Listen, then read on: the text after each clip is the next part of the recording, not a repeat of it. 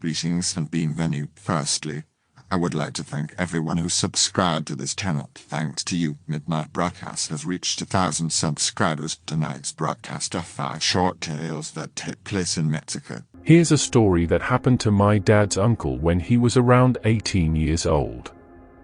He passed away a long time ago, and the story was told a long time ago, so I don't really remember all the details.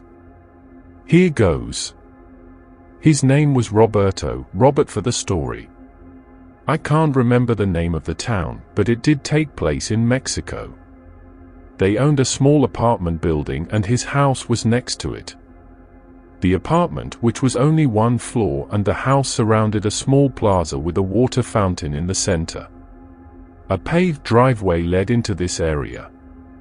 One night the entire place decided to throw a party within the plaza. They set up tables, chairs, and a space to dance.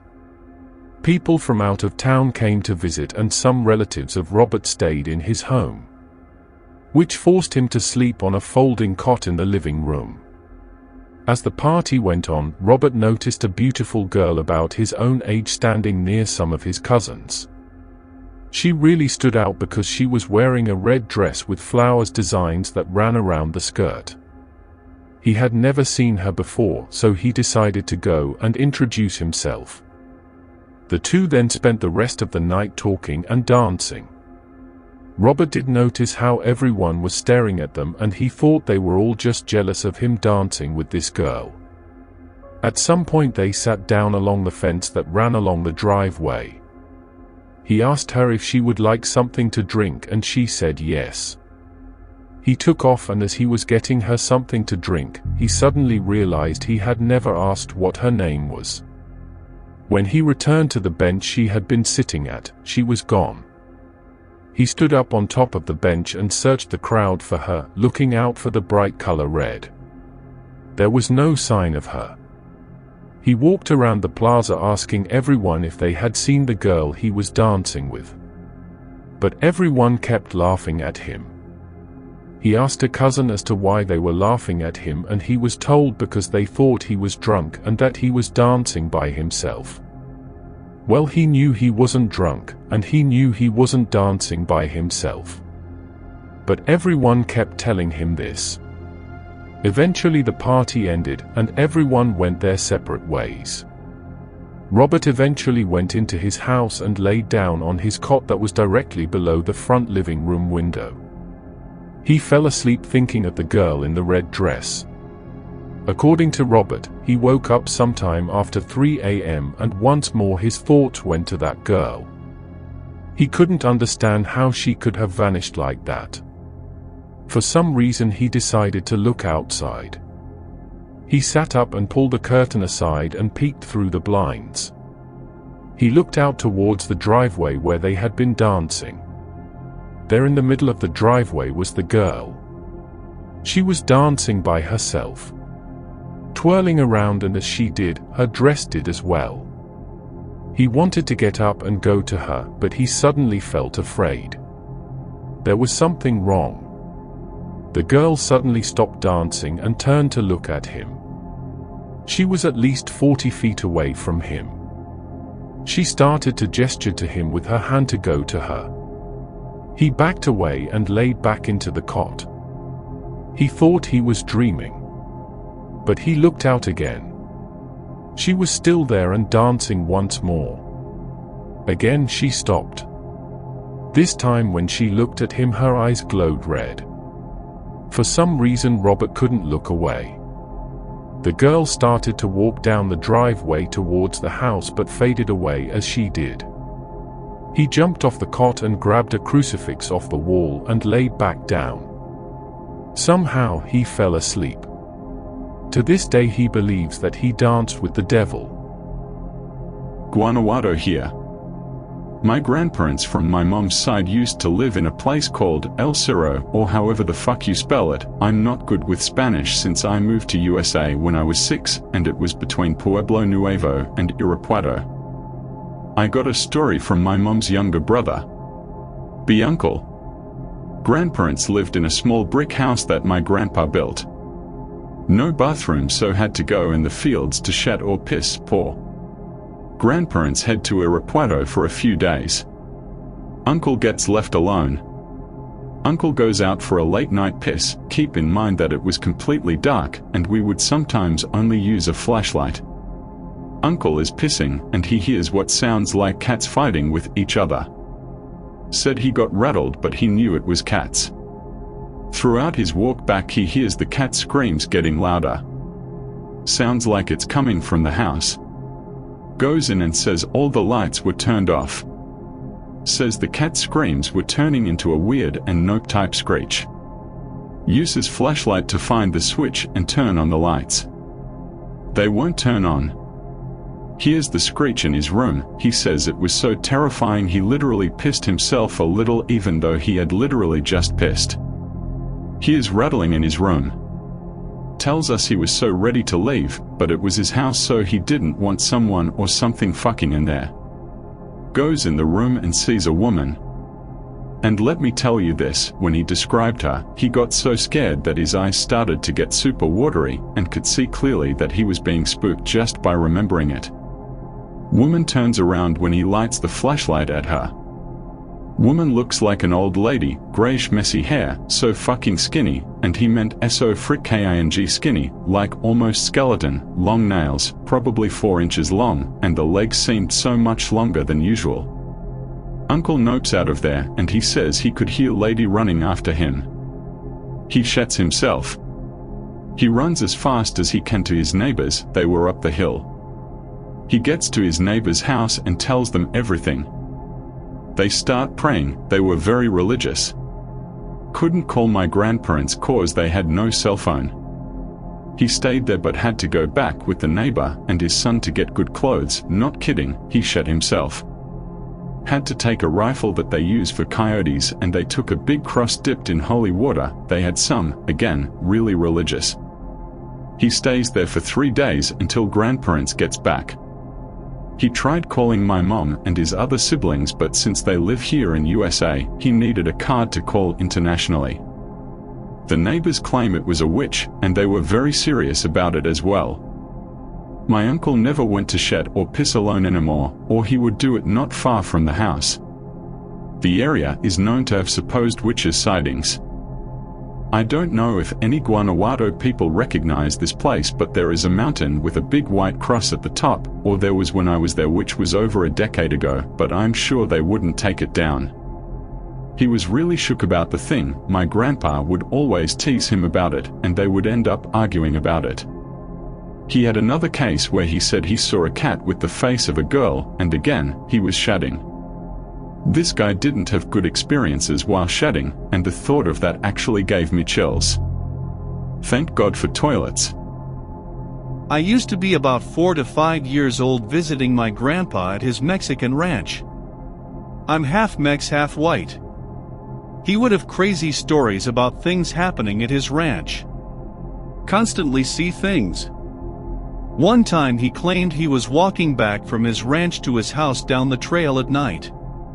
When he reached his house, he saw through the window his Great Dane dog was standing walking around in the house. He was scared and ran back. Another time is there is a pond nearby, and we would have to cross an opening in a white truck. Mind you, there was 3 inside and 4 of us kids out back off-roading towards a pond. We reached a road and reached the clearing. Here is where my grandpa slowed down, pointed to the white bull. This thing was massive, had huge horns, was really beefy. He called it El Diablo. He said to keep low and don't look at it. Well, we didn't listen. We all looked and pointed at it, and I shit you not, this thing looked me right in my eyes, and I nearly shat myself. It was probably 100 yards away, and it started charging. My grandpa floored, and it still kept up and bucked the back of the truck. When we were bouncing around in the back, I looked at it while its head hovered above the flatbed.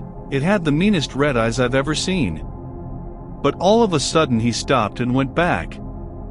Fuck that bull. Shit gave me nightmares. A friend from high school always used to tell a story about a ghost locomotive that passed through his grandfather's ranch in Mycoken. Summer vacation after high school graduation. Half the class go to Mycoken and stay at his grandpa's ranch for some wild partying. On the second night, we were drinking and listening to some music when around 2 a.m., bam, there's the unmistakable sound of a train whistle at the distance. Some were peeking through the windows and trying to film something, but to no avail. The whistling went for around 10 to 15 minutes and then faded into nothing. Aside from industrial trains going from Central America to the US and back, there's no train transport between the states since the 1980s or something like that. And even that, the closest tracks go through a community far away from the one we were staying in. OP again got one from one of my desiccant friend's mom back when my friend and I were kids and I'd come over. This is when she was young in Mexico. Of course, her way of telling it puts Greentexts to shame. B6-ish. Live near Mexico City. Live in a little village of city with a river through it, she wasn't clear. Summertime. Can play until it gets dark. She and her best friend at the time are playing near the river, getting kinda dark. Having a good time with her friend, along with all the sentimental stuff, let's be best friends forever. Yuck. Sit down near river to relax, talking. Hear a woman from the little reedy area in front of them across river. Can't make out what she's saying. Not worried B/C, it's a small place where people know each other and they are little kids. Call out to her. We can't hear you, missus, what's up? The voice creepily asks, are you my children? Finally start worrying. No. Who are you? You must be my children, you have to be. She says she and her friend froze in horror as a nasty, rotten-looking hand with a white, dirty sleeve started reaching out of the reeder plants. Run to her home. Both crying hysterically and trying to tell Mom what happened. When she does understand, Mom gets dead serious, locks the door and shuts the windows, tells them all to keep quiet. Starts praying and using salt near openings. Keeps them in over the night. They hear scratches and a women crying. Wake up shaky in the morning. Her friend goes to her own house when she tells her parents news spreads and the whole area is too afraid to let their kids out even in the evening. She used to tell me stories when I would come over as a kid. This is a scary one she saved for Halloween. Mexican here. Have a story about Mexican witchcraft. Not crazy like some stories on here, but completely true. Grow up on a ranch in northern Mexico with my parents and grandparents. I was told that my aunt, grandfather's sister, is a witch. My grandmother is this small, incredibly positive native woman. My aunt hates my grandmother for some reason. We used to wake up and find weird objects around the ranch. They looked weird, usually pieces of wood and bone tied together with small pieces of rope. Scribbles all over them in red paint, definitely not in Spanish. Grandmother would always say, "Don't touch that," and scoop them up quickly. She'd cover them in ash and pray over them, then go off and throw them away somewhere. She said they were curses sent by my aunt. Interesting.jpg.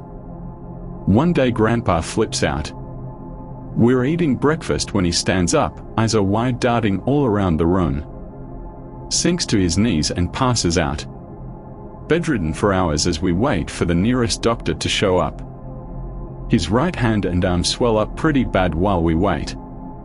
Doctor shows up and says it's a snake bite. Looks around, can't find the fang marks. Treats it like a snake bite anyway, but nothing happens. He's stumped, checks grandfather once more and says there's nothing he can do. Grandmother is worried. She walks up to the church down the road to pray. We stay with grandfather, but I go outside at some point and see grandmother hurrying back down the road towards the ranch. "It's your aunt," she says. She cursed him. Apparently she was praying and got a vision of my aunt next to a snake burrowing into the ground. Grandmother searches the ranch and finds a small area under a window that's clearly been dug up.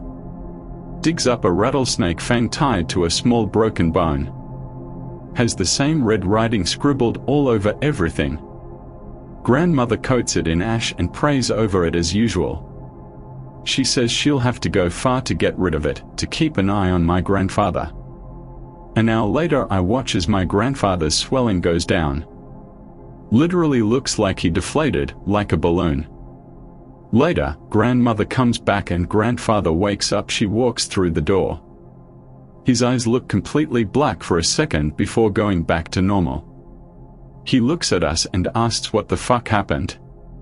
Grandmother, who's normally very calm and quiet, lays into him about his fucking sister trying to kill him. Never heard her talk like that before. Later, after a period of not much happening, grandfather showing me how to tie a solid knot. His right arm suddenly drops. The rope falls from his hand and he looks confused. He looks at me and falls over, dead. I run and tell my mom. Everyone starts freaking out. Long story short, we have a funeral and then try to go on as normal. One day grandmother finds another curse lodged in the center of a tree. She thinks this is what killed my grandfather. It's long thin blade tied to a human hand with all the fingers broken badly. I asked her about it after I got a little older and she told me more about the curses. She said the first curse that made my grandfather swell up was a broken finger bone tied to a rattlesnake fang. The one that killed him, the human hand, was missing a finger. So for a long time she thought the broken finger came from the same human hand, but she always wondered whose hand it was. Well, after a few years my grandmother and aunt ran into each other at a shop. That's when my grandmother saw that my aunt was missing a hand. I hope that you enjoyed tonight's broadcast. If you enjoyed tonight's story, then please subscribe to the channel as more Greentexts will appear daily. A new broadcast will appear when the clock strikes midnight Central Time.